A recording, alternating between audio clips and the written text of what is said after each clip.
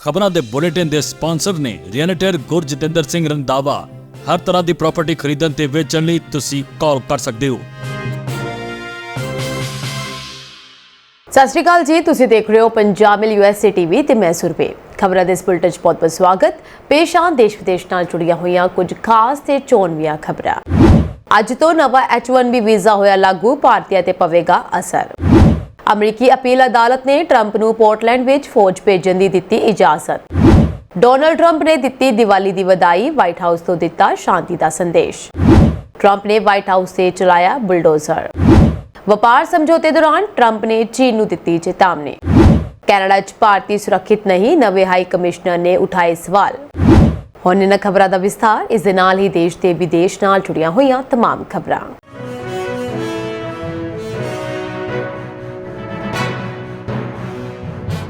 ਅਮਰੀਕੀ ਰਾਸ਼ਟਰਪਤੀ Donald Trump ਦੁਆਰਾ H1B ਵੀਜ਼ਾ ਤੇ ਲਗਾਈ ਗਈ $1 ਲੱਖ ਯਾਨੀ ਕਿ ਲਗਭਗ 88 ਲੱਖ ਰੁਪਏ ਦੀ ਨਵੀਂ ਫੀਸ 21 ਅਕਤੂਬਰ 2025 ਤੋਂ ਲਾਗੂ ਹੋ ਗਈ ਹੈ। ਇਹ ਫੈਸਲਾ ਉਹਨਾਂ ਭਾਰਤੀ ਪੇਸ਼ੇਵਰਾਂ ਲਈ ਇੱਕ ਵੱਡਾ ਝਟਕਾ ਹੈ ਜੋ ਅਮਰੀਕਾ ਵਿੱਚ ਕੰਮ ਕਰਨ ਦਾ ਸੁਪਨਾ ਦੇਖਦੇ ਹਨ, ਕਿਉਂਕਿ ਲਗਭਗ 70% H1B ਵੀਜ਼ੇ ਭਾਰਤੀਆਂ ਨੂੰ ਦਿੱਤੇ ਜਾਂਦੇ ਹਨ। US citizenship and immigration services ਦੇ ਨੋਟਿਸ ਅਨੁਸਾਰ 21 ਸਤੰਬਰ ਨੂੰ ਸਵੇਰੇ 12 ਵਜੇ EDT ਜਾਂ ਇਸ ਤੋਂ ਬਾਅਦ ਦਾਇਰ ਕੀਤੀਆਂ ਗਈਆਂ ਨਵੀਆਂ H1B ਵੀਜ਼ਾ ਪਟੀਸ਼ਨਾਂ ਦੇ ਨਾਲ $1 ਲੱਖ ਦਾ ਭੁਗਤਾਨ ਕਰਨਾ ਲਾਜ਼ਮੀ ਹੈ। USCIS ਨੇ ਮੰਨਿਆ ਕਿ ਸਰਕਾਰੀ ਬੰਦ ਕਾਰਨ ਬਿਨੇਕਾਰਾਂ ਨੂੰ ਜ਼ਰੂਰੀ ਦਸਤਾਵੇਜ਼ ਪ੍ਰਾਪਤ ਕਰਨ ਵਿੱਚ ਦੇਰੀ ਹੋ ਸਕਦੀ ਹੈ। ਜੇਕਰ ਬਿਨੇਕਾਰ ਸਾਬਤ ਕਰਦੇ ਹਨ ਕਿ ਉਹ ਹੋਰ ਸਾਰੀਆਂ ਜ਼ਰੂਰਤਾਂ ਪੂਰੀਆਂ ਕਰਦੇ ਹਨ ਤਾਂ ਦੇਰੀ ਨੂੰ ਅਸਾਧਾਰਨ ਸਥਿਤੀ ਮੰਨਿਆ ਜਾ ਸਕਦਾ ਹੈ ਅਤੇ ਅਰਜ਼ੀ ਜਮ੍ਹਾਂ ਕਰਨ ਵਿੱਚ ਅਸਫਲਤਾ ਨੂੰ ਮਾਫ ਕੀਤਾ ਜਾ ਸਕਦਾ ਹੈ। ਵਿੱਤੀ ਸਾਲ 2026 ਲਈ ਨਿਯਮਿਤ H1B ਵੀਜ਼ਾ ਅਤੇ ਮਾਸਟਰ ਸ਼੍ਰੇਣੀ ਵੀਜ਼ਾ ਦੀ ਕਾਨੂੰਨੀ ਸੀਮਾ ਲਈ ਪਟੀਸ਼ਨਾਂ ਪ੍ਰਾਪਤ ਹੋ ਚੁੱਕੀਆਂ ਹਨ। ਇਹ ਨਵੀਂ ਫੀਸ ਕੁਝ ਬਿਨੇਕਾਰਾਂ ਤੇ ਲਾਗੂ ਨਹੀਂ ਹੋਵੇਗੀ। ਸੋ ਇਹ ਬਿਨੇਕਾਰ ਹਨ ਜਿਹੜੇ ਜੋ ਸੰਯੁਕਤ ਰਾਜ ਅਮਰੀਕਾ ਦੇ ਅੰਦਰ ਵੀਜ਼ਾ ਦੀ ਸੋਧ ਸਥਿਤੀ ਵਿੱਚ ਤਬਦੀਲੀ ਜਾਂ ਠਹਿਰਨ ਦੇ ਸਮੇਂ ਨੂੰ ਵਧਾਉਣ ਦੀ ਬੇਨਤੀ ਕਰਦੇ ਹਨ, ਜਿਨ੍ਹਾਂ ਨੂੰ ਪਹਿਲਾਂ ਹੀ ਅਜਿਹੀ ਮਨਜ਼ੂਰੀ ਮਿਲ ਚੁੱਕੀ ਹੈ। ਉਹ ਬਿਨੇਕਾਰ ਜੋ ਅਮਰੀਕਾ ਛੱਡ ਚੁੱਕੇ ਹਨ ਅਤੇ ਪਹਿਲਾਂ ਤੋਂ ਮਨਜ਼ੂਰ ਪਟੀਸ਼ਨ ਦੇ ਆਧਾਰ ਤੇ ਵੀਜ਼ਾ ਲਈ ਅਰਜ਼ੀ ਦੇ ਰਹੇ ਹਨ ਜਾਂ ਮੌਜੂਦਾ H1B ਵੀਜ਼ਾ ਤੇ ਅਮਰੀਕਾ ਵਿੱਚ ਮੁੜ ਪ੍ਰਵੇਸ਼ ਦੀ ਮੰਗ ਕਰ ਰਹੇ ਹਨ। ਸੋ ਇਹਨਾਂ ਨੂੰ ਛੋਟ ਹੈ। ਇਹ ਫੀਸ ਕਰਮਚਾਰੀਆਂ ਦੀ ਬਜਾਏ ਕੰਪਨੀਆਂ ਦੁਆਰਾ ਅਦਾ ਕੀਤੀ ਜਾਵੇਗੀ। ਹਰ ਉਸ H1B ਪੇਸ਼ੇਵਰ ਲਈ ਜਿਸ ਨੂੰ ਉਹ ਨੌਕਰੀ ਤੇ ਰੱਖਣਾ ਚਾਹੁੰਦੇ ਹਨ। ਸੋ ਇਸ ਨਾਲ ਐਂਟਰੀ ਲੈਵਲ ਜਾਂ ਮਿਡ ਲੈਵਲ ਪੇਸ਼ੇਵਰਾਂ ਦੀ ਨੌਕਰੀ ਸੁਰੱਖਿਅਤ ਨਹੀਂ ਰਹੇਗੀ। ਕੰਪਨੀਆਂ ਸਿਰਫ ਉੱਚ ਹੁਨਰਮੰਦ ਪੇਸ਼ੇਵਰਾਂ ਤੇ ਹੀ ਇੰਨਾ ਖਰਚ ਕਰਨਾ ਚਾਹੁਣਗੀਆਂ ਜਿਨ੍ਹਾਂ ਦਾ ਕੰਮ ਕੋਈ ਅਮਰੀਕੀ ਨਾਗਰਿਕ ਨਹੀਂ ਕਰ ਸਕਦਾ। ਸੋ ਵੀਜ਼ਾ ਫੀਸ ਵਿੱਚ ਇਸ ਵੱਡੇ ਵਾਧੇ ਨਾਲ ਭਾਰਤੀਆਂ ਦੇ ਗ੍ਰੀਨ ਕਾਰਡ ਪ੍ਰਾਪਤ ਕਰਨ ਦੇ ਸੁਪਨੇ ਵੀ ਮੁਸ਼ਕਿਲ ਹੋ ਸਕਦੇ ਹਨ, ਕਿਉਂਕਿ ਕੰਪਨੀਆਂ ਗ੍ਰੀਨ ਕਾਰਡ ਸਪਾਂਸਰ ਕਰਨ ਤੋਂ ਪਿੱਛੇ ਹਟ ਸਕਦੀਆਂ ਹਨ। ਅਮਰੀਕੀ ਕੰਪਨੀਆਂ ਇਸ ਵੀਜ਼ੇ ਦੀ ਵਰਤੋਂ ਭਾਰਤ ਵਰਗੇ ਦੇਸ਼ਾਂ ਤੋਂ ਮਾਹਰ ਪੇਸ਼ੇਵਰਾਂ ਨੂੰ ਲਿਆਉਣ ਦੇ ਲਈ ਕਰਦੀਆਂ ਹਨ। ਇਹ ਵੀਜ਼ਾ 3 ਸਾਲਾਂ ਲਈ ਵੈਧ ਹੁੰਦਾ ਹੈ ਅਤੇ ਇਸ ਨੂੰ ਹੋਰ 3 ਸਾਲਾਂ ਲਈ ਵਧਾਇਆ ਜਾ ਸਕਦਾ ਹੈ। ਅਮਰੀਕਾ ਸਾਲਾਨਾ 85,000 H1B ਵੀਜ਼ਾ ਜਾਰੀ ਕਰਦਾ ਹੈ। ਇੱਕ ਵੰਡੀ ਹੋਈ ਸੰਘੀ ਅਪੀਲ ਅਦਾਲਤ ਨੇ ਸਹਿਮਤੀ ਜਤਾਈ ਕਿ ਰਾਸ਼ਟਰਪਤੀ ਡੋਨਾਲਡ ਟਰੰਪ ਵਿਰੋਧ ਪ੍ਰਦਰਸ਼ਨਾਂ ਨੂੰ ਦਬਾਉਣ ਦੇ ਲਈ ਪੋਰਟਲੈਂਡ ਵਿੱਚ 200 ਨੈਸ਼ਨਲ ਗਾਰਡ ਫੌਜੀਆਂ ਨੂੰ ਭੇਜ ਸਕਦੇ ਹਨ, ਜੋ ਕਿ ਦੇਸ਼ ਭਰ ਵਿੱਚ ਇਮੀਗ੍ਰੇਸ਼ਨ ਲਾਗੂ ਕਰਨ ਨੂੰ ਮਜ਼ਬੂਤ ਕਰਨ ਦੀ ਉਹਨਾਂ ਦੀ ਮੁਹਿੰਮ ਵਿੱਚ ਇੱਕ ਹੋਰ ਜਿੱਤ ਹੈ। ਟਰੰਪ ਨੇ ਇੱਕ ਇਮੀਗ੍ਰੇਸ਼ਨ ਅਤੇ ਕਸਟਮ ਇਨਫੋਰਸਮੈਂਟ ਇਮਾਰਤ ਦੀ ਸੁਰੱਖਿਆ ਲਈ ਓਰੇਗਨ ਨੈਸ਼ਨਲ ਗਾਰਡ ਦੇ 200 ਮੈਂਬਰਾਂ ਨੂੰ ਸੰਘੀ ਬਣਾਇਆ। ਰਾਜ ਅਤੇ ਸ਼ਹਿਰ ਨੇ ਇਸ ਕਦਮ ਨੂੰ ਚੁਣੌਤੀ ਦੇਣ ਲਈ ਇੱਕ ਮੁਕੱਦਮਾ ਦਾਇਰ ਕੀਤਾ ਅਤੇ ਪੋਰਟਲੈਂਡ ਵਿੱਚ ਅਮਰੀਕੀ ਜ਼ਿਲ੍ਹਾ ਜੱਜ ਕੈਰਿਨ ਇਮਰਗੁਟ ਨੇ ਇਹ ਫੈਸਲਾ ਸੁਣਾ ਕੇ ਕਾਰਵਾਈ ਨੂੰ ਅਸਥਾਈ ਤੌਰ ਤੇ ਰੋਕ ਦਿੱਤਾ ਕਿ ਟਰੰਪ ਨੇ ਸੰਭਾਵਤ ਤੌਰ ਤੇ ਗੈਰ ਕਾਨੂੰਨੀ ਢੰਗ ਨਾਲ ਕੰਮ ਕੀਤਾ ਹੈ। 9ਵੀਂ US circuit court of appeals panel ਨੇ 20 ਅਕਤੂਬਰ ਨੂੰ 2-1 ਦੇ ਫਰਕ ਨਾਲ ਫੈਸਲਾ ਸੁਣਾਇਆ ਕਿ ਟਰੰਪ ਨੂੰ ਫੌਜਾਂ ਤੈਨਾਤ ਕਰਨ ਦਾ ਅਧਿਕਾਰ ਹੈ ਜਦੋਂ ਰਾਸ਼ਟਰਪਤੀ ਨਿਯਮਿਤ ਬਲਾਂ ਨਾਲ ਸੰਯੁਕਤ ਰਾਜ ਦੇ ਕਾਨੂੰਨਾਂ ਨੂੰ ਲਾਗੂ ਕਰਨ ਵਿੱਚ ਅਸਮਰਥ ਹੁੰਦਾ ਹੈ। ਸੋ ਜੱਜ ਰਿਆਨ ਨੈਲਸਨ ਅਤੇ ਬ੍ਰਿਜੇਟ ਬੈਡ, ਜਿਨ੍ਹਾਂ ਨੂੰ ਟਰੰਪ ਦੁਆਰਾ ਨਿਯੁਕਤ ਕੀਤਾ ਗਿਆ ਸੀ, ਉਹਨਾਂ ਨੇ ਕਿਹਾ ਕਿ ਉਸਨੇ ਇਮਾਨਦਾਰ ਨਿਰਣੇ ਦੀ ਇੱਕ ਸੀਮਾ ਦੇ ਅੰਦਰ ਕੰਮ ਕੀਤਾ ਹੈ। ਸੋ ਜੱਜ ਸੂਜ਼ਨ ਗ੍ਰੈਬਰ, ਜਿਸ ਨੂੰ ਸਾਬਕਾ ਰਾਸ਼ਟਰਪਤੀ ਬਿਲ ਕਲਿੰਟਨ ਦੁਆਰਾ ਨਿਯੁਕਤ ਕੀਤਾ ਗਿਆ ਸੀ, ਇਸ ਨਾਲ ਅਸਹਿਮਤ ਸਨ।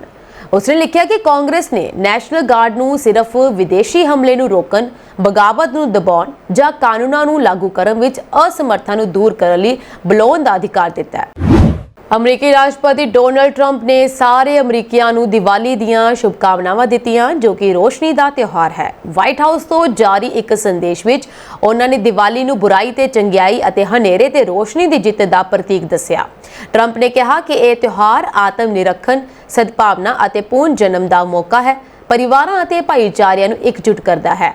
ਟਰੰਪ ਨੇ ਇਹ ਵੀ ਕਿਹਾ ਕਿ ਅੱਜ ਮੈਂ ਦੀਵਾਲੀ ਮਨਾਉਣ ਵਾਲੇ ਹਰ ਅਮਰੀਕੀ ਨੂੰ ਆਪਣੀਆਂ ਸ਼ੁਭਕਾਮਨਾਵਾਂ ਦਿੰਦਾ ਹਾਂ। ਇਹ ਪਰਿਵਾਰਾਂ ਅਤੇ ਦੋਸਤਾਂ ਨੂੰ ਇਕੱਠੇ ਲਿਆਉਣ, ਭਾਈਚਾਰੇ ਦਾ ਜਸ਼ਨ ਮਨਾਉਣ, ਉਮੀਦ ਤੋਂ ਤਾਕਤ ਪ੍ਰਾਪਤ ਕਰਨ ਅਤੇ ਇੱਕ ਸਥਾਈ ਭਾਵਨਾ ਨੂੰ ਅਪਣਾਉਣ ਦਾ ਸਮਾਂ ਹੈ। ਉਹਨਾਂ ਨੇ ਅੱਗੇ ਵੀ ਕਿਹਾ ਕਿ ਦੀਵੇ ਅਤੇ ਮੋਮਬੱਤੀਆਂ ਜਗਾਉਣਾ ਇਸ ਸੱਚਾਈ ਨੂੰ ਦੁਹਰਾਉਂਦਾ ਹੈ ਕਿ ਚੰਗਿਆਈ ਹਮੇਸ਼ਾ ਬੁਰਾਈ ਤੇ ਜਿੱਤ ਪ੍ਰਾਪਤ ਕਰਦੀ ਹੈ। ਭਾਰਤੀ ਸੱਭਿਆਚਾਰ ਅਤੇ ਦੀਵਾਲੀ ਸੰਯੁਕਤ ਰਾਜ ਅਮਰੀਕਾ ਵਿੱਚ ਤੇਜ਼ੀ ਨਾਲ ਪ੍ਰਸਿੱਧ ਹੋ ਰਹੇ ਹਨ। ਨਿਊਯਾਰਕ ਸਿਟੀ ਨੇ 2023 ਤੋਂ ਦੀਵਾਲੀ ਨੂੰ ਇੱਕ ਅਧਿਕਾਰਤ ਜਨਤਕ ਛੁੱਟੀ ਐਲਾਨ ਕੀਤਾ ਹੈ। ਇਹ ਪਹਿਲੀ ਵਾਰ ਹੈ ਜਦੋਂ ਕਿਸੇ ਅਮਰੀਕੀ ਸ਼ਹਿਰ ਵਿੱਚ ਦੀਵਾਲੀ ਨੂੰ ਜਨਤਕ ਛੁੱਟੀ ਐਲਾਨ ਕੀਤਾ ਗਿਆ। ਨਿਊ ਜਰਸੀ ਦੇ ਕਈ ਜ਼ਿਲ੍ਹਿਆਂ, ਜਿਨ੍ਹਾਂ ਵਿੱਚ ਐਡੀਸਨ, ਸਾਊਥ ਬ੍ਰੰਸਵਿਕ ਅਤੇ ਜਰਸੀ ਸਿਟੀ ਸ਼ਾਮਲ ਹਨ, ਜਿਸ ਵਿੱਚ ਦੀਵਾਲੀ ਤੇ ਸਕੂਲ ਵਿੱਚ ਛੁੱਟੀ ਹੁੰਦੀ ਹੈ। ਹਰ ਸਾਲ ਕੈਲੀਫੋਰਨੀਆ ਦੇ ਸੈਨ ਫਰਾਂਸਿਸਕੋ, ਲਾਸ ਐਂਜਲਸ ਅਤੇ ਸੈਨ ਜੋਸ ਵਿੱਚ ਵੀ ਰੋਸ਼ਨੀਆਂ ਦਾ ਤਿਉਹਾਰ ਨਾਮਕ ਸ਼ਾਨਦਾਰ ਜਸ਼ਨ ਮਨਾਏ ਜਾਂਦੇ ਹਨ। ਹਾਲਾਂਕਿ ਇਹ ਕੋਈ ਸਰਕਾਰੀ ਛੁੱਟੀ ਨਹੀਂ ਹੈ। ਸਥਾਨਕ ਪ੍ਰਸ਼ਾਸਨ ਭਾਰਤੀ ਭਾਈਚਾਰੇ ਦੇ ਸਹਿਯੋਗ ਨਾਲ ਇਸ ਨੂੰ ਇੱਕ ਸੱਭਿਆਚਾਰਕ ਤਿਉਹਾਰ ਵਜੋਂ ਮਨਾਉਂਦੇ ਹਨ। ਦੀਵਾਲੀ ਟੈਕਸਾਸ ਦੇ ਹਿਊਸਟਨ ਅਤੇ ਡਲਾਸ, ਇਲੀਨੋਇਸ ਦੇ ਸ਼ਿਕਾਗੋ ਅਤੇ ਜਾਰਜੀਆ ਦੇ ਅਟਲਾਂਟਾ ਵਿੱਚ ਵੀ ਬਹੁਤ ਮਸ਼ਹੂਰ ਹੈ। ਮੰਦਰਾਂ ਅਤੇ ਕਮਿਊਨਿਟੀ ਸੈਂਟਰਾਂ ਵਿੱਚ ਦੀਵਾਲੀ ਮੇਲੇ, ਸੱਭਿਆਚਾਰਕ ਪ੍ਰੋਗਰਾਮ ਅਤੇ ਸ਼ਾਨਦਾਰ ਲਾਈਟ ਸ਼ੋਅ ਆਯੋਜਿਤ ਕੀਤੇ ਜਾਂਦੇ ਹਨ। ਪਿਛਲੇ ਕੁਝ ਸਾਲਾਂ ਤੋਂ ਅਮਰੀਕਾ ਦੀ ਰਾਜਧਾਨੀ ਵਾਸ਼ਿੰਗਟਨ ਵਿੱਚ ਵਾਈਟ ਹਾਊਸ ਵਿਖੇ ਦੀਵਾਲੀ ਮਨਾਉਣ ਦੀ ਪਰੰਪਰਾ ਸਥਾਪਿਤ ਕੀਤੀ ਗਈ ਹੈ। ਰਾਸ਼ਟਰਪਤੀ ਟਰੰਪ ਦਾ ਇਹ ਸੰਦੇਸ਼ ਇਸ ਗੱਲ ਦਾ ਪ੍ਰਮਾਣ ਹੈ ਕਿ ਇਹ ਭਾਰਤੀ ਤਿਉਹਾਰ ਅਮਰੀਕੀ ਸੱਭਿਆਚਾਰਕ ਦ੍ਰਿਸ਼ ਦਾ ਇੱਕ ਮਹੱਤਵਪੂਰਨ ਹਿੱਸਾ ਬਣਦਾ ਜਾ ਰਿਹਾ ਹੈ। ਇਸ ਮੌਕੇ ਲੱਖਾਂ ਗੈਰ ਨਿਵਾਸੀ ਭਾਰਤੀ ਅਤੇ ਨਾਲ ਹੀ ਅਮਰੀਕੀ ਨਾਗਰਿਕ ਜਸ਼ਨਾਂ ਵਿੱਚ ਸ਼ਾਮਲ ਹੋ ਰਹੇ ਹਨ ਅਤੇ ਇਸ ਤਿਉਹਾਰ ਦੀ ਖੁਸ਼ੀ ਸਾਂਝੀ ਕਰ ਰਹੇ ਹਨ।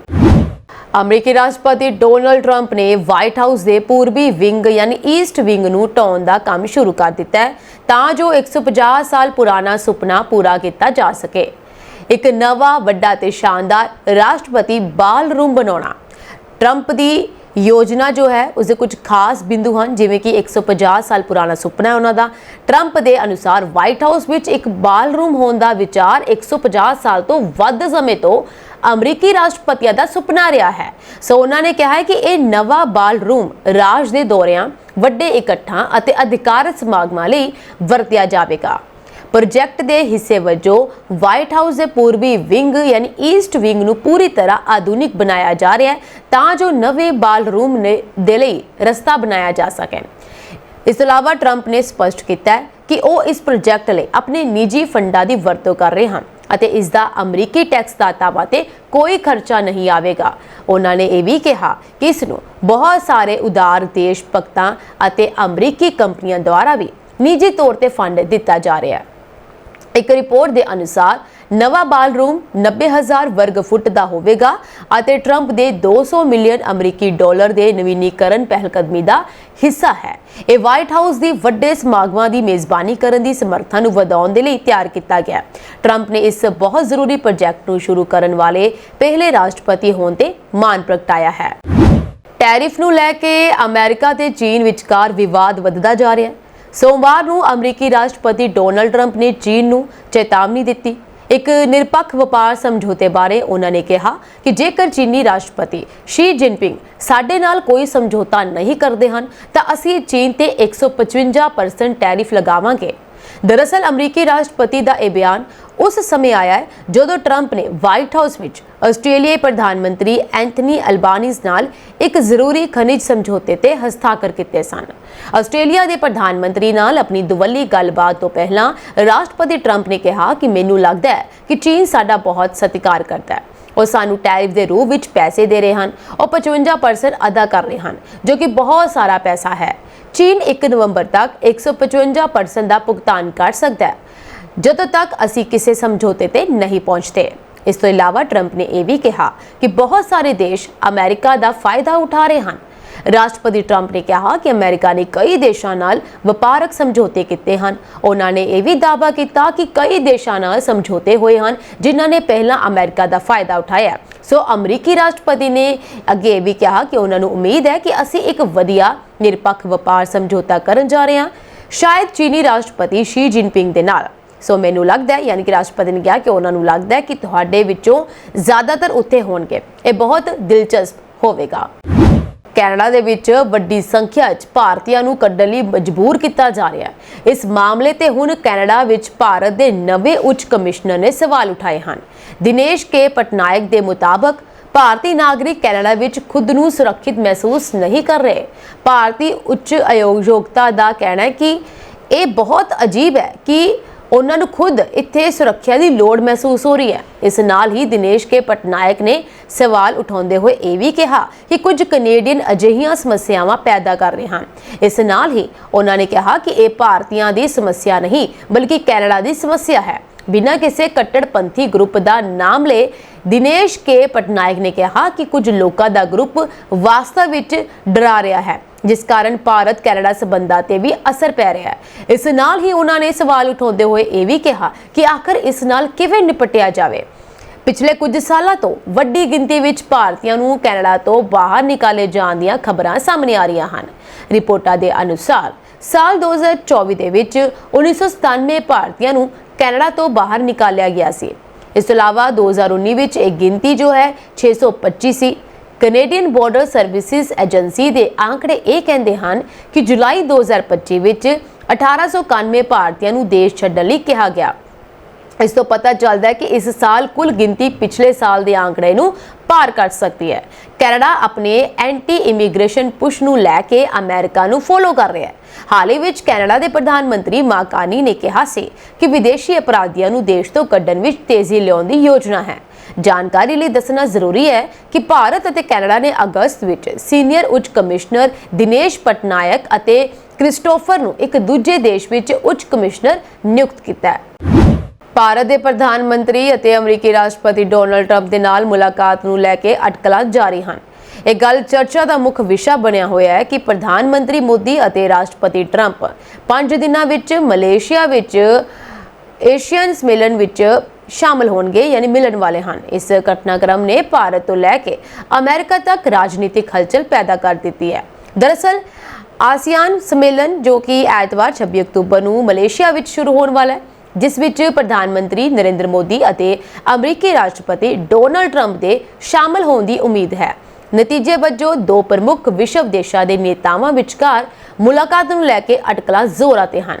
ਮਲੇਸ਼ੀਆ ਦੀ ਲੀਡਰਸ਼ਿਪ ਪਹਿਲਾਂ ਹੀ ਅਮਰੀਕੀ ਰਾਸ਼ਟਰਪਤੀ ਡੋਨਾਲਡ ਟਰੰਪ ਦੇ ਆਸੀਆਨ ਸੰਮੇਲਨ ਵਿੱਚ ਹਿੱਸਾ ਲੈਣ ਦੀ ਪੁਸ਼ਟੀ ਕਰ ਚੁੱਕੀ ਹੈ। ਹਾਲਾਂਕਿ ਅਮਰੀਕੀ ਵਾਈਟ ਹਾਊਸ ਨੇ ਅਜੇ ਤੱਕ ਇਸ ਸੰਬੰਧ ਵਿੱਚ ਕੋਈ ਅਧਿਕਾਰਤ ਬਿਆਨ ਜਾਰੀ ਨਹੀਂ ਕੀਤਾ। ਭਾਰਤ ਸਰਕਾਰ ਨੇ ਵੀ ਅਜੇ ਤੱਕ ਅਧਿਕਾਰਤ ਤੌਰ ਤੇ ਪੁਸ਼ਟੀ ਨਹੀਂ ਕੀਤੀ ਹੈ ਕਿ ਪ੍ਰਧਾਨ ਮੰਤਰੀ ਨਰਿੰਦਰ ਮੋਦੀ ਆਸੀਆਨ ਸੰਮੇਲਨ ਵਿੱਚ ਸ਼ਾਮਲ ਹੋਣਗੇ ਜਾਂ ਨਹੀਂ।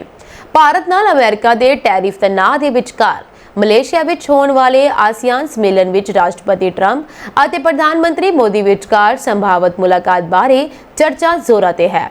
ਇਹ ਕਈ ਕਾਰਨਾਂ ਕਰਕੇ ਹੈ, ਜਿਸ ਵਿੱਚ ਡੋਨਾਲਡ ਟਰੰਪ ਦੇ ਨਵੰਬਰ 2025 ਵਿੱਚ ਜੋਨਸਬਰਗ ਵਿੱਚ ਹੋਣ ਵਾਲੇ G20 ਸੰਮੇਲਨ ਵਿੱਚ ਸ਼ਾਮਲ ਹੋਣ ਦੀ ਘੱਟ ਸੰਭਾਵਨਾ ਸ਼ਾਮਲ ਹੈ।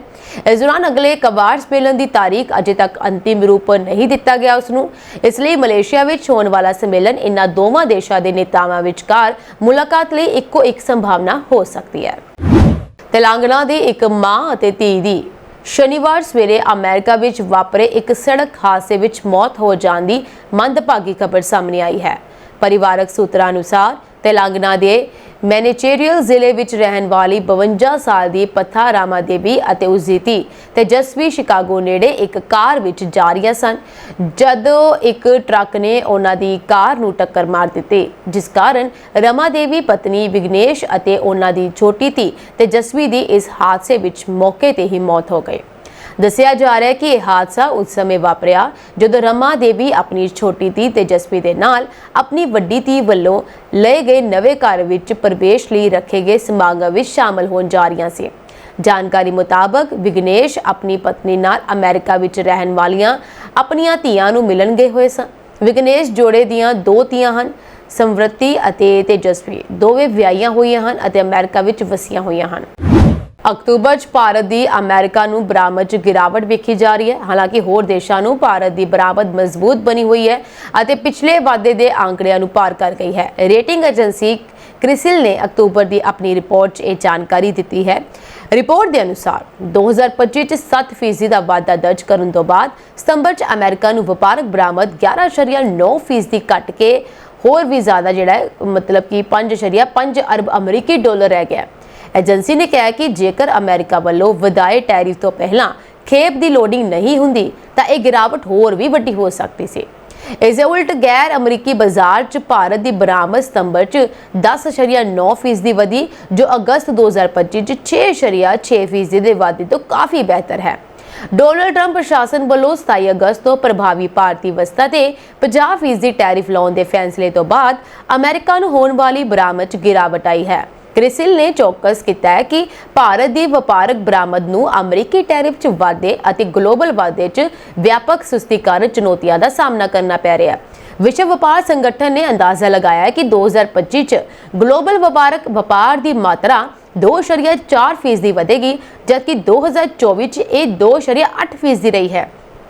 ਇਨ੍ਹਾਂ ਚੁਣੌਤੀਆਂ ਦੇ ਬਾਵਜੂਦ ਕ੍ਰਿਸਿਲ ਨੂੰ ਉਮੀਦ ਹੈ ਕਿ ਭਾਰਤ ਦਾ ਚਾਲੂ ਖਾਤੇ ਦਾ ਜੋ ਘਾਟਾ ਯਾਨੀ ਕੈਡ ਹੈ, ਮਜ਼ਬੂਤ ਸੇਵਾ ਬਰਾਮਦ, ਸਟੇਬਲ ਰੈਮਿਟੈਂਸ ਫਲੋ ਅਤੇ ਕੱਚੇ ਤੇਲ ਦੀਆਂ ਕੀਮਤਾਂ 'ਚ ਕਮੀ ਕਾਰਨ ਪ੍ਰਬੰਧਨ ਦੇ ਘੇਰੇ 'ਚ ਰਹੇਗਾ। ਵਿਸ਼ਵ ਵਪਾਰ ਸੰਗਠਨ ਨੇ ਆਪਣੇ ਅਗਾਊ ਅੰਦਾਜ਼ੇ 'ਚ ਕਿਹਾ ਕਿ ਚਾਲੂ ਵਿੱਤੀ ਸਾਲ 'ਚ ਕੈਡ ਕੁੱਲ ਘਰੇਲੂ ਉਤਪਾਦ ਦਾ ਲਗਭਗ 1% ਰਹੇਗਾ, ਜੋ ਪਿਛਲੇ ਸਾਲ ਦੇ 0.6% ਤੋਂ ਵੱਧ ਹੈ। ਯੂਕਰੇਨ ਦੇ ਰਾਸ਼ਟਰਪਤੀ ਵਲਾਦੀਮੀਰ ਜ਼ੈਲੈਂਸਕੀ ਨੇ ਕਿਹਾ ਕਿ ਅਮਰੀਕੀ ਰਾਸ਼ਟਰਪਤੀ ਡੋਨਾਲਡ ਟਰੰਪ ਨਾਲ ਉਹਨਾਂ ਦੀ ਹਾਲੀਆ ਮੁਲਾਕਾਤ ਸਕਾਰਾਤਮਕ ਰਹੀ। ਹਾਲਾਂਕਿ ਉਹਨਾਂ ਨੂੰ ਉਹ ਟੋਮਾਹਕ ਮਿਜ਼ਾਈਲਾਂ ਨਹੀਂ ਮਿਲੀਆਂ ਜਿਨ੍ਹਾਂ ਦੀ ਉਹਨਾਂ ਨੂੰ ਉਮੀਦ ਸੀ। ਉਹਨਾਂ ਨੇ ਦਾਅਵਾ ਕੀਤਾ ਕਿ ਅਮਰੀਕਾ ਯੂਕਰੇਨ ਨਾਲ ਆਰਥਿਕ ਭਾਈਵਾਲੀ ਵਿੱਚ ਦਿਲਚਸਪੀ ਰੱਖਦਾ ਹੈ। ਇਹ ਮੁਲਾਕਾਤ ਟਰੰਪ ਦੀ ਰੂਸੀ ਰਾਸ਼ਟਰਪਤੀ ਵਲਾਦੀਮੀਰ ਪੁਤਿਨ ਨਾਲ ਫੋਨ ਤੇ ਗੱਲਬਾਤ ਤੋਂ ਕੁਝ ਘੰਟੇ ਬਾਅਦ ਹੋਈ। ਜ਼ੈਲੈਂਸਕੀ ਨੇ ਪੱਤਰਕਾਰਾਂ ਨੂੰ ਦੱਸਿਆ ਕਿ ਟਰੰਪ ਨੇ ਫਿਲਹਾਲ ਰੂਸ ਨਾਲ ਤਣਾਅ ਵਧਾਉਣ ਤੋਂ ਇਨਕਾਰ ਕਰ ਦਿੱਤਾ। ਉਹਨਾਂ ਨੇ ਕਿਹਾ, ਮੇਰੀ ਰਾਏ ਵਿੱਚ ਟਰੰਪ ਪੁਤਿਨ ਦੇ ਨਾਲ ਮੁਲਾਕਾਤ ਤੋਂ ਪਹਿਲਾਂ ਕੋਈ ਵੱਡਾ ਫੌਜੀ ਵਾਧਾ ਨਹੀਂ ਚਾਹੁੰਦੇ। ਯੂਕਰੇਨ ਟੋਮਾਹਕ ਮਿਜ਼ਾਈਲਾਂ ਦੀ ਖਰੀਦ ਤੇ ਜ਼ੋਰ ਦੇ ਰਿਹਾ ਸੀ, ਜਿਸ ਨਾਲ ਇਸ ਦੀ ਰੱਖਿਆ ਸਮਰੱਥਾਵਾਂ ਵਿੱਚ ਕਾਫੀ ਸੁਧਾਰ ਹੁੰਦਾ, ਪਰ ਟਰੰਪ ਨੇ ਇਸ ਬੇਨਤੀ ਨੂੰ ਰੱਦ ਕਰ ਦਿੱਤਾ। ਇਸ ਫੈਸਲੇ ਨੇ ਯੂਕਰੇਨ ਨੂੰ ਨਿਰਾਸ਼ ਕਰ ਦਿੱਤਾ, ਪਰ ਜ਼ੈਲੈਂਸਕੀ ਨੇ ਆਪਣੇ ਜਵਾਬ ਦੇ ਵਿੱਚ ਕੂਟਨੀਤਿਕ ਸੰਜਮ ਬਣਾਏ ਰੱਖਿਆ। ਯੂਕਰੇਨ ਦੀ ਸਰਕਾਰ ਅਮਰੀਕੀ ਕੰਪਨੀਆਂ ਤੋਂ 25 ਪੈਟਰੀਅਟ ਹਵਾਈ ਰੱਖਿਆ ਪ੍ਰਣਾਲੀਆਂ ਖਰੀਦਣਾ ਚਾਹੁੰਦੀ ਹੈ। ਇਹ ਫ੍ਰੀਜ਼ ਕੀਤੇ ਰੂਸੀ ਫੰਡਾਂ ਅਤੇ ਸਹਿਯੋਗੀਆਂ ਤੋਂ ਸਹਾਇਤਾ ਦੀ ਵਰਤੋਂ ਕਰਕੇ ਇਸ ਲਈ ਫੰਡ ਇਕੱਠਾ ਕਰਨ ਦੀ ਯੋਜਨਾ ਬਣਾ ਰਹੀ ਹੈ। ਜ਼ੈਲੈਂਸਕੀ ਨੇ ਕਿਹਾ ਕਿ ਉਹਨਾਂ ਨੇ ਉਤਪਾਦਨ ਪ੍ਰਕਿਰਿਆ ਨੂੰ ਤੇਜ਼ ਕਰਨ ਲਈ ਅਤੇ ਯੂਰੋਪੀਅਨ ਭਾਈਵਾਲਾਂ ਰਾਹੀਂ ਇਸ ਨੂੰ ਉਪਲਬਧ ਕਰਵਾਉਣ ਵਿੱਚ ਟਰੰਪ ਤੋਂ ਮਦਦ ਮੰਗੀ। ਹਾਲਾਂਕਿ ਉਹਨਾਂ ਨੇ ਸਵੀਕਾਰ ਕੀਤਾ ਕਿ ਇਹਨਾਂ ਸਾਰੇ ਪ੍ਰਣਾਲੀਆਂ ਦੀ ਸਪੁਰਦਗੀ ਵਿੱਚ ਸਮਾਂ ਲੱਗੇਗਾ। ਮੀਟਿੰਗ ਦੌਰਾਨ ਟਰੰਪ ਨੇ ਦੁਹਰਾਇਆ ਕਿ ਰੂਸ ਦੀਆਂ ਮੰਗਾਂ ਉਹੀ ਹਨ, ਜਿਵੇਂ ਯੂਕਰੇਨ ਨੂੰ ਆਪਣੇ ਪੂਰੇ ਡੋਨੇਟਸਕ ਅਤੇ ਲੁਹਾਨਸਕ ਖੇਤਰਾਂ ਨੂੰ ਛੱਡ ਦੇਣਾ ਚਾਹੀਦਾ ਹੈ। ਇਸ ਦੇ ਬਾਵਜੂਦ ਜ਼ੈਲੈਂਸਕੀ ਨੇ ਕਿਹਾ ਕਿ ਟਰੰਪ ਦਾ ਰਵੱਈਆ ਸਮੁੱਚੇ ਤੌਰ ਤੇ ਸਕਾਰਾਤਮਕ ਸੀ, ਕਿਉਂਕਿ ਉਹ ਮੌਜੂਦਾ ਮੋਰਚੇ ਤੇ ਜੰਗਬੰਦੀ ਦੀ ਸੰਭਾਵਨਾ ਦਾ ਸਮਰਥਨ ਕਰਦੇ ਹਨ। ਟਰੰਪ ਆਉਣ ਵਾਲੇ ਹਫ਼ਤਿਆਂ ਵਿੱਚ ਹੰਗਰੀ ਦੀ ਰਾਜਧਾਨੀ ਬੁਡਾਪੇਸਟ ਵਿੱਚ ਪੁਤਿਨ ਦੇ ਨਾਲ ਮੁਲਾਕਾਤ ਕਰਨ ਵਾਲੇ ਹਨ। ਉਹਨਾਂ ਦਾ ਮੰਨਣਾ ਹੈ ਕਿ ਇਹ ਮੁਲਾਕਾਤ ਯੂਕਰੇਨੀਅਨ ਯੁੱਧ ਨੂੰ ਹੱਲ ਕਰਨ ਵੱਲ ਇੱਕ ਕਦਮ ਸਾਬਤ ਹੋ ਸਕਦੀ ਹੈ। ਅਮਰੀਕੀ ਰਾਸ਼ਟਰਪਤੀ ਡੋਨਾਲਡ ਟਰੰਪ ਨੇ ਕਿੰਨੀ ਵਾਰ ਭਾਰਤ ਅਤੇ ਪਾਕਿਸਤਾਨ ਦਰਮਿਆਨ ਜੰਗਬੰਦੀ ਕਰਵਾਉਣ ਦਾ ਦਾਅਵਾ ਕੀਤਾ, ਇਸ ਦਾ ਕੋਈ ਹਿਸਾਬ ਨਹੀਂ ਹੈ। ਆਪਣੀ ਆਦਤ ਅਨੁਸਾਰ ਉਹਨਾਂ ਨੇ ਇੱਕ ਤਾਜ਼ਾ ਇੰਟਰਵਿਊ ਵਿੱਚ ਇਸ ਮੁੱਦੇ ਨੂੰ ਫਿਰ ਤੋਂ ਉਠਾਇਆ ਅਤੇ ਦੁਹਰਾਇਆ ਹੈ ਕਿ ਦੋਵੇਂ ਦੇਸ਼ਾਂ ਨੇ ਟੈਰਿਫ ਦੇ ਖਤਰੇ ਨੂੰ ਦੇਖਦੇ ਹੋਏ ਜੰਗਬੰਦੀ ਦਾ ਐਲਾਨ ਕਰਨਾ ਪਿਆ। ਲਗਾਤਾਰ ਦਬਾਅ ਬਣਾ ਰਹੇ ਟਰੰਪ ਦੇ ਕੋਲ ਹੁਣ ਆਪਣੇ ਦਾਅਵੇ ਦੇ ਸਮਰਥਨ 'ਚ ਇੱਕ ਨਵਾਂ ਕਾਰਨ ਪਾਕਿਸਤਾਨ ਦੇ ਪ੍ਰਧਾਨ ਮੰਤਰੀ ਸ਼ਹਿਬਾਜ਼ ਸ਼ਰੀਫ ਹਨ। ਜਦਕਿ ਸ਼ਰੀਫ ਨੇ ਮਿਸਰ 'ਚ ਗਾਜ਼ਾ ਸ਼ਾਂਤੀ ਸਿਖਰ ਸੰਮੇਲਨ 'ਚ ਟਰੰਪ ਦੀ ਪ੍ਰਸ਼ੰਸਾ ਕੀਤੀ। ਟਰੰਪ ਨੇ ਆਪਣੇ ਇਸ ਦਾਅਵੇ ਦੇ ਸਮਰਥਨ 'ਚ ਉਹਨਾਂ ਟਿੱਪਣੀਆਂ ਦਾ ਹਵਾਲਾ ਦੇ ਰਹੇ ਹਨ ਕਿ ਮਈ ਵਿੱਚ ਹੋਈ ਫੌਜੀ ਸੰਘਰਸ਼ ਤੋਂ ਬਾਅਦ ਭਾਰਤ ਅਤੇ ਪਾਕਿਸਤਾਨ ਦਰਮਿਆਨ ਦੁਸ਼ਮਣੀ ਖਤਮ ਕਰਵਾਉਣ 'ਚ ਉਹਨਾਂ ਦੀ ਭੂਮਿਕਾ ਸੀ। ਯਮਨ ਦੇ ਏਡਨ ਤੱਟ ਨੇੜੇ ਕੈਮਰੂਨ ਦੇ ਝੰਡੇ ਵਾਲੇ ਸਮੁੰਦਰੀ ਜਹਾਜ਼ MV ਫਾਲਕਨ ਵਿੱਚ ਧਮਾਕੇ ਕਾਰਨ ਅੱਗ ਲੱਗਣ ਤੋਂ ਬਾਅਦ ਕੁੱਲ 23 ਭਾਰਤੀ ਚਾਲਕ ਦਲ ਦੇ ਮੈਂਬਰਾਂ ਨੂੰ ਬਚਾ ਲਿਆ ਗਿਆ ਅਤੇ ਸੁਰੱਖਿਅਤ ਢੰਗ ਨਾਲ ਜਿਬੂਤੀ ਤੱਟ ਰੱਖਿਅਕਾਂ ਦੇ ਹਵਾਲੇ ਕਰ ਦਿੱਤਾ ਗਿਆ। ਕੈਮਰੂਨ ਦੇ ਝੰਡੇ ਵਾਲਾ ਇਹ MV ਫਾਲਕਨ ਜਹਾਜ਼ ਯਮਨ ਦੀ ਏਡਨ ਬੰਦਰਗਾਹ ਤੋਂ ਦੱਖਣ ਪੂਰਬ ਦਿਸ਼ਾ ਵਿੱਚ ਜਿਬੂਤੀ ਜਾ ਰਿਹਾ ਸੀ। ਸ਼ਨੀਵਾਰ ਨੂੰ ਜਹਾਜ਼ ਤੇ ਹੋਏ ਧਮਾਕੇ ਦੇ ਬਾਅਦ ਇਸ ਵਿੱਚ ਅੱਗ ਲੱਗ ਗਈ ਸੀ। ਇਹ ਸਮੁੰਦਰੀ ਜਹਾਜ਼ ਤਰਲ ਪੈਟਰੋਲੀਅਮ ਗੈਸ ਲੈ ਕੇ ਜਾ ਰਿਹਾ ਸੀ। ਜਹਾਜ਼ ਦੇ ਕੈਪਟਨ ਵੱਲੋਂ ਸਹਾਇਤਾ ਲਈ ਐਮਰਜੈਂਸੀ ਬੇਨਤੀ ਤੋਂ ਬਾਅਦ UNAVFOR ਐਸਪਾਈਡਸ ਨੇ ਤੁਰੰਤ ਖੋਜ ਅਤੇ ਬਚਾਅ ਕਾਰਜ ਸ਼ੁਰੂ ਕਰ ਦਿੱਤੇ। ਐਸਪਾਈਡਸ ਦੁਆਰਾ ਜਾਰੀ ਇੱਕ ਬਿਆਨ ਵਿੱਚ ਕਿਹਾ ਗਿਆ ਕਿ MV ਮੇਡਾ ਨੇ MV ਫਾਲਕਨ ਤੇ 24 ਚਾਲਕ ਦਲ ਦੇ ਮੈਂਬਰਾਂ ਯਾਨੀ ਕਿ ਇੱਕ ਯੂਕਰੇਨੀ ਅਤੇ 23 ਭਾਰਤੀਆਂ ਨੂੰ ਸਫਲਤਾਪੂਰਵਕ ਬਚਾਇਆ ਹੈ। ਬਚਾਏ ਗਏ ਮਲਾਹਾਂ ਨੂੰ ਜਿਬੂਤੀ ਦੀ ਬੰਦਰਗਾਹ ਤੇ ਲਿਆਂਦਾ ਗਿਆ, ਜਿੱਥੇ ਉਹਨਾਂ ਨੂੰ ਸੁਰੱਖਿਅਤ ਢੰਗ ਨਾਲ ਜਿਬੂਤੀ ਤੱਟ ਰੱਖਿਅਕ ਦੇ ਹਵਾਲੇ ਕਰ ਦਿੱਤਾ ਗਿਆ। ਹਾਲਾਂਕਿ ਕੁੱਲ 26 ਮੈਂਬਰੀ ਚਾਲਕ ਦਲ ਦੇ ਵਿੱਚੋਂ 2 ਮੈਂਬਰ ਅਜੇ ਵੀ ਲਾਪਤਾ ਦੱਸੇ ਜਾ ਰਹੇ ਹਨ। ਜਾਪਾਨ ਦੇ ਲਈ ਇੱਕ ਇਤਿਹਾਸਕ ਦਿਨ ਹੋਣ ਜਾ ਰਿਹਾ ਹੈ। ਆਪਣੇ ਇਤਿਹਾਸ ਵਿੱਚ ਪਹਿਲੀ ਵਾਰ ਜਾਪਾਨ ਵਿੱਚ ਇੱਕ ਮਹਿਲਾ ਪ੍ਰਧਾਨ ਮੰਤਰੀ ਹੋਵੇਗੀ। 21 ਅਕਤੂਬਰ ਨੂੰ ਜਾਪਾਨੀ ਸੰਸਦ ਸਾਨੇ ਤਾਕਾਇਚੀ ਨੂੰ ਦੇਸ਼ ਦੇ ਪਹਿਲੇ ਪ੍ਰਧਾਨ ਮੰਤਰੀ ਵਜੋਂ ਚੁਣਨ ਦੇ ਲਈ ਤਿਆਰ ਹੈ। ਜਾਪਾਨ ਦੇ ਲੋਕ ਇਸ ਖਾਸ ਮੌਕੇ ਤੇ ਖੁਸ਼ੀ ਮਨਾ ਰਹੇ ਹਨ। ਜਾਪਾਨ ਇਸ ਸਮੇਂ ਰਾਜਨੀਤਿਕ ਸੰਕਟ ਨਾਲ ਜੂਝ ਰਿਹਾ ਹੈ। ਇਸ ਦੌਰਾਨ ਸਾਨੇ ਤਾਕਾਇਚੀ ਨੇ ਇੱਕ ਨਵੇਂ ਸਾਥੀ ਨਾਲ ਗੱਠਜੋੜ ਸਮਝੌਤਾ ਕੀਤਾ। ਇਹ ਮੰਨਿਆ ਜਾਂਦਾ ਹੈ ਕਿ ਇਹ ਨਵਾਂ ਸਾਥੀ ਸੱਤਾਧਾਰੀ ਗੱਠਜੋੜ ਨੂੰ ਸੱਜੇ ਪੱਖ ਵੱਲ ਲਿਜਾਣ ਵਿੱਚ ਮਦਦ ਕਰੇਗਾ। ਇਸ ਸਾਲ ਜੁਲਾਈ ਦੇ ਵਿੱਚ ਲਿਬਰਲ ਡੈਮੋਕ੍ਰੈਟਿਕ ਪਾਰਟੀ ਨੂੰ ਕਰਾਰੀ ਹਾਰ ਦਾ ਸਾਹਮਣਾ ਕਰਨਾ ਪਿਆ। ਸਾਨੇ ਤਾਕਾਇਚੀ ਸਾਬਕਾ ਪ੍ਰਧਾਨ ਮੰਤਰੀ ਸ਼ਿਗੇਰੂ ਇਸ਼ੀਬਾ ਦੀ ਜਗ੍ਹਾ ਲੈਣ ਜਾ ਰਹੇ ਹਨ, ਜਿਸ ਨਾਲ ਇਸ ਹਾਰ ਤੋਂ ਬਾਅਦ 3 ਮਹੀਨਿਆਂ ਤੱਕ ਚੱਲੀ ਰਾਜਨੀਤਿਕ ਖਲਾ ਅਤੇ ਅੰਦਰੂਨੀ ਲੜਾਈ ਖਤਮ ਹੋ ਗਈ ਹੈ। ਇਹ ਧਿਆਨ ਦੇਣ ਯੋਗ ਹੈ ਕਿ ਸ਼ਿਗੇਰੂ ਇਸ਼ੀਬਾ ਸਿਰਫ 1 ਸਾਲ ਲਈ ਅਹੁਦੇ ਤੇ ਰਹੇ। ਇਸ਼ੀਬਾ ਨੇ ਪਿਛਲੇ ਮੰਗਲਵਾਰ ਨੂੰ ਆਪਣੇ ਮੰਤਰੀ ਮੰਡਲ ਤੋਂ ਅਸਤੀਫਾ ਦੇ ਦਿੱਤਾ। ਇਸ ਨਾਲ ਜਾਪਾਨ ਵਿੱਚ ਇੱਕ ਨਵੇਂ ਪ੍ਰਧਾਨ ਮੰਤਰੀ ਲਈ ਰਾਹ ਸਾਫ਼ ਹੋ ਗਿਆ। ਸਾਨੇ ਤਾਕਾਇਚੀ 64 ਸਾਲ ਦੀ ਹੈ। ਉਹ ਲੰਬੇ ਸਮੇਂ ਤੋਂ LDP ਦੇ ਸੱਜੇ ਪੱਖੀ ਧੜੇ ਨਾਲ ਜੁੜੀ ਹੋਈ ਹੈ। ਹੁਣ ਤਾਕਾਇਚੀ ਨੇ LDP ਅਤੇ ਸੱਜੇ ਪੱਖੀ ਜਾਪਾਨ ਇਨੋਵੇਸ਼ਨ ਪਾਰਟੀ ਵਿਚਕਾਰ ਗੱਠਜੋੜ ਬਣਾਇਆ ਹੈ। ਇਹ ਗੱਠਜੋੜ ਉਸ ਲਈ ਜਾਪਾਨ ਦਾ ਪ੍ਰਧਾਨ ਮੰਤਰੀ ਬਣਨ ਦਾ ਰਾਹ ਪੱਧਰਾ ਕਰ ਰਿਹਾ ਹੈ। ਇਹ ਦੱਸਿਆ ਜਾ ਰਿਹਾ ਹੈ ਕਿ ਸਾਨੇ ਤਾਕਾਇਚੀ ਦਾ ਨਵਾਂ ਗੱਠਜੋੜ ਅਜੇ ਵੀ ਸੰਸਦ ਦੇ ਦੋਵਾਂ ਸਦਨਾਂ ਵਿੱਚ ਬਹੁਮਤ ਤੋਂ ਘੱਟ ਹੈ। ਉਸ ਨੂੰ ਕੋਈ ਵੀ ਕਾਨੂੰਨ ਪਾਸ ਕਰਨ ਲਈ ਦੂਜੇ ਵਿਰੋਧੀ ਸਮੂਹਾਂ ਨੂੰ ਪ੍ਰਭਾਵਿਤ ਕਰਨ ਦੀ ਜ਼ਰੂਰਤ ਹੋਏਗੀ। ਇਸ ਨਾਲ ਉਸ ਦਾ ਕਾਰਜਕਾਲ ਥੋੜੇ ਸਮੇਂ ਲਈ ਰਹਿ ਸਕਦਾ ਹੈ। ਇਹ ਸਾਂਝੀ ਦੇਸ਼ ਵਿਦੇਸ਼ ਨਾਲ ਜੁੜੀਆਂ ਹੋਈਆਂ ਕੁਝ ਖਾਸ ਤੇ ਚੋਣਵੀਆਂ ਖਬਰਾਂ ਹੋਰ ਅਪਡੇਟਸ ਨਾਲ ਜੁੜੇ ਰਹਿਣ ਦੇ ਲਈ ਤੁਸੀਂ ਬਨੇ ਰਹੋ ਜੀ ਪੰਜਾਬ ਮੇਲ USA TV ਦੇ ਨਾਲ। ਫਿਲਹਾਲ ਦੇ ਲਈ ਮੈਨੂੰ ਦੋ ਜੀ ਆ ਗਿਆ। ਤੁਹਾਡੇ ਸਭ ਦਾ ਬਹੁਤ ਬਹੁਤ ਧੰਨਵਾਦ।